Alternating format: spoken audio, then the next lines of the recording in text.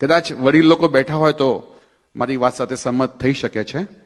1970 પહેલા blood પ્રેશરની normal definition કેટલી હતી? એટલે કે બ્લડ પ્રેશર નોર્મલ કેટલું ગણાતું હતું? તો કે 180/110 એ નોર્મલ બ્લડ પ્રેશર ગણાતું હતું. પછી ફાર્મસીઓની દવાઓ નથી વેચાતી એટલે ઇન્સ્યોરન્સ કંપની વાળાને એપ્રોચ કર્યો અને એમ કરતા કરતા બ્લડ પ્રેશર ઘટતું અત્યારે 120/80 આવી ગયું છે. હવે એ લોકો પાસે કોઈ રસ્તો નથી, નહીં તો હજુ પણ ઘટાડી શકે એ લોકો. શુગર કેટલું હતું 1990 સુધીમાં? શુગર નોર્મલ લેવલ કેટલું હતું? તો કે જમ્યા પછીનું 180 ને ભૂખ્યા પેટનું લગભગ 130-40ની આસપાસ. તો એમાં પણ એવી રીતના જ થયું. તો મારું કહેવું એવું છે કે રોગોથી નહીં પરંતુ ડાક્ટરોથી સાવધાન, એ મારું સૂત્ર છે. એમાં કોઈ ડાક્ટર મિત્ર હોય તો માફ કરજો, હું પણ પોતે જ ડાક્ટર છું. આજકાલનો વ્યવસાય એવો થઈ ગયો છે કે ડાક્ટર લોકો ઇન્સ્યોરન્સ આપે છે એટલે દવા લખી નાખે છે. કેમ? તો કે ઘણી બધી વર્લ્ડમાં એટલી મોટી મોટી ફાર્મસીઓ છે જે ડાક્ટરોને ટાર્ગેટ આપે છે કે જો તમારા ગ્રુપ વાળા આખા વર્ષમાં આટલી બ્લડ પ્રેશરની લખશે કે આટલી ડાયાબિટીસની દવા લખશે કે થાઇરોઇડની લખશે તો તમારી ફેમિલીને યુરોપની 15 દિવસની ટ્રીપ મળશે અથવા 55 ઇંચનું ટીવી મળશે અથવા ફલાણી કાર મળશે, એવા પ્રલોભનો આપે છે. ઘણી વખત તો આપણે એના શિકાર બનતા આવીએ છીએ. અને એટલે જ સ્વામી રામચંદ્ર પરમહંસે વર્ષો પહેલા એવું લખ્યું છે કે ડાક્ટરો અને વકીલો ભાગ્યે જ સ્વર્ગમાં જઈ શકે.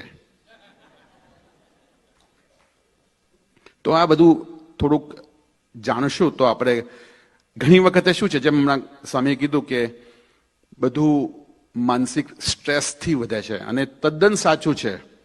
શિકાગો યુનિવર્સિટીના રિસર્ચ પ્રમાણે હું એવું કહી શકું કે 92% જે પ્રોબ્લેમ છે એ ફક્ત આપણી આંખની આ કીકી છે ને, આ આઈબ્રોઝ, એની ઉપર છે. 92% પ્રોબ્લેમ્સ.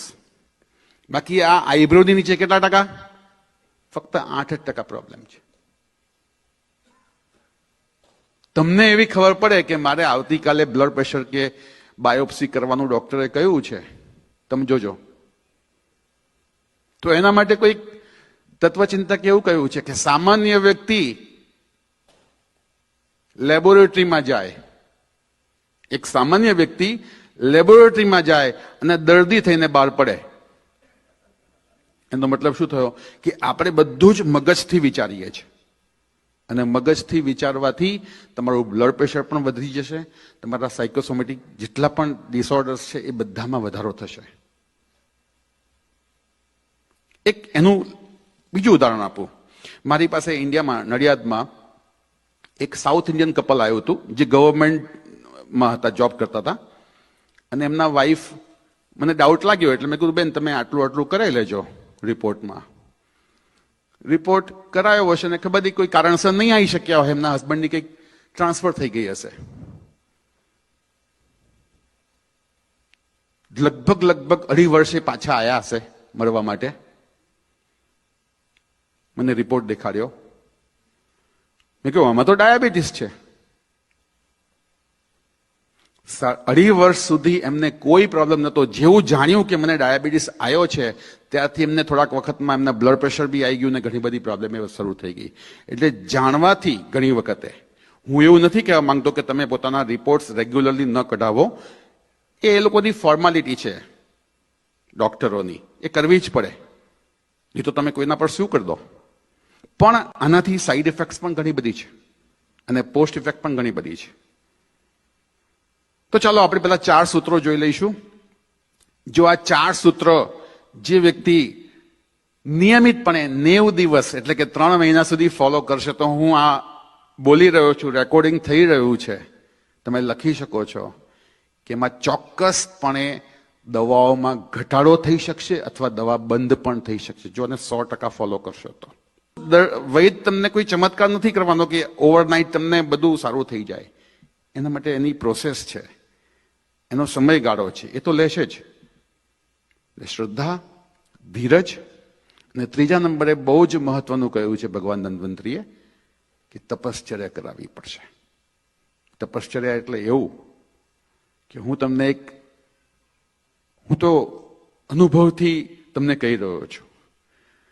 કાંતિભાઈ પટેલ નામ છે, ચકલાસીના મૂળ વતની છે અને મહારાષ્ટ્રમાં ચંદ્રપુરના ગામમાં એમનો બહુ મોટો તમાકુનો બિઝનેસ, બધા તમાકુના પાઉચ બનાવીને વેચતા હોય છે ને બધા, એવો એમનો કઈ વ્યવસાય. હવે એ મારે આ શબ્દ એટલે વાપરવું પડે કે તમને ખ્યાલ આવે કે જે લોકો દારૂ બહુ પીવે ને એ લોકોનું લીવર ખતમ થઈ જાય, એટલે સિરોસિસ નામનો રોગ. હવે સિરોસિસ થઈ ગયું એટલે એમને તો અમદાવાદમાં ને એપોલોમાં ને બધી ઘણી ઘણી જગ્યાએ એમને બોમ્બે સુધી પણ દેખાડ્યું અને કહે છે સાહેબ આમાં રસ્તો એક જ છે કે લીવર ટ્રાન્સપ્લાન્ટ કરાવવું પડે.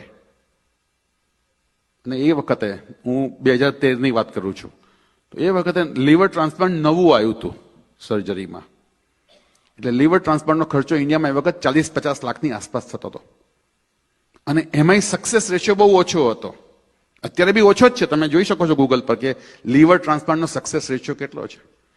એનીવે હું મારું એ વખતે ઇન્ડિયામાં જવું અને મારા પૂજ્ય દાદાજીનું લીવર પર ઘણું રિસર્ચ હતું એટલે એ લોકો જાણીને મારી બાજુ આવ્યા હતા ને બધી જે શું કહેવાય કાઉન્સેલિંગ કર્યું. હવે હું તપશ્ચર્યા કેમ શબ્દ બોલું છું ને આ ઉદાહરણ કેમ આપું છું કે મેં એમને કીધું કે તમારે તપશ્ચર્યા કરવી હોય તો આ રોગ સારો થઈ શકે એમ છે. આટલું મોટું પેટ, એમને અઠવાડિયે કાણું પાડીને પાણી કઢાવવું પડતું હતું 3-3, 5-5 લીટર જેટલું, અને ઇન્ફેક્શન થતા હતા. એટલે આમ તો 15 દિવસના એ મહેમાન હતા એવું ડોક્ટરનું કહેવું હતું. મેં એમને કીધું તપશ્ચર્યા કરવાની તૈયારી છે? હા, કારણ કે બધી હોપ પતી ગઈ હતી. હવે તમને તપશ્ચર્યાનો એક એક્ઝામ્પલ આપું. મેં એમને કીધું 6 મહિના સુધી તમારા મોઢામાં પાણી ન જવું જોઈએ અને અન્નનો કોઈ દાણો ન જવો જોઈએ. તૈયારી છે? તો પહેલા તો ગભરાયા. ફક્ત ને ફક્ત અમારી દાદાજીની રિસર્ચ ફોર્મ્યુલા, દૂધમાં, ગાયના દૂધમાં જ્યારે પણ દૂધ પીવે ત્યારે એ દવા નાખીને પીવાનું.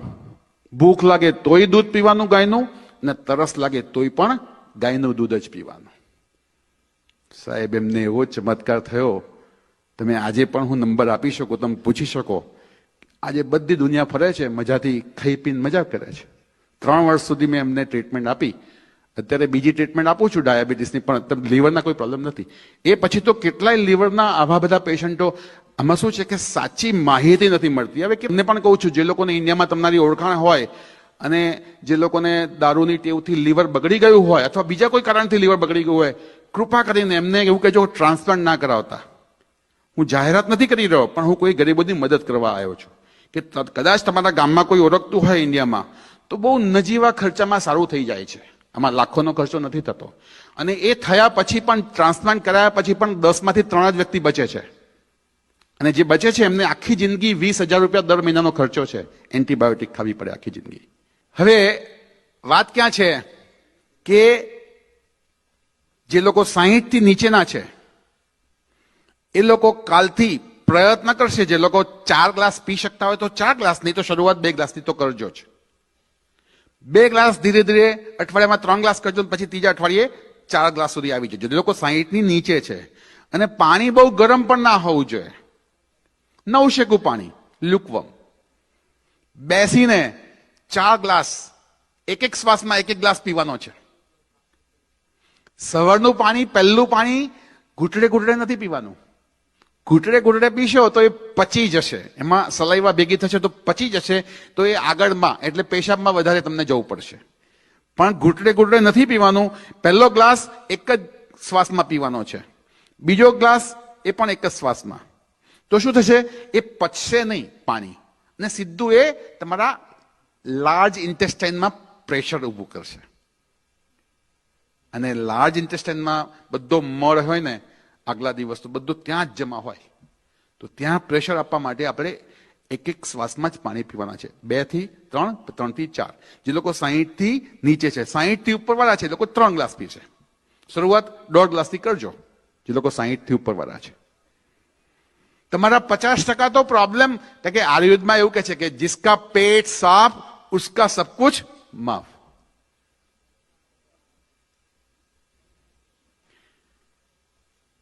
પાણી દવા તરીકે કામ કરે છે જો એની સમજ હોય તો. પાણી અમૃત તરીકે કામ કરે છે, નહીં તો પાણી વિષ પણ બની શકે છે. ખાધા પછી તમે જે લોકો પાણી પીવે છે જબરદસ્ત, જેવું ખાય ને એવું સીધું 1-2 ગ્લાસ પાણી ઠંડુ પાણી એમને જોઈએ. મિત્રો, આ જ રોગને તમે આમંત્રણ આપો છો આ પાણીથી જ. કેમ કે તમારી જઠરાગ્નિ તમારી પ્રદીપ્ત થઈ હોય, ખાધા પછી બધા જ્યુસીસ બધા છૂટા પડ્યા હોય અને તમે ઠંડુ પાણી પીને અથવા એમને પાણી પીને તમે એને ડાયલ્યુટ કરી નાખો છો, એટલે જ બધા પ્રોબ્લેમ શરૂ થાય છે. એટલે હું વિનંતી કરું કે ખાધા પછી ફક્ત એક જ ઘૂંટડો પીવો, મોઢામાં ફેરવીને પી જાઓ. ખાવાની મધ્યમાં 3 થી 5 ઘૂંટડા પી શકાય, મધ્યમાં.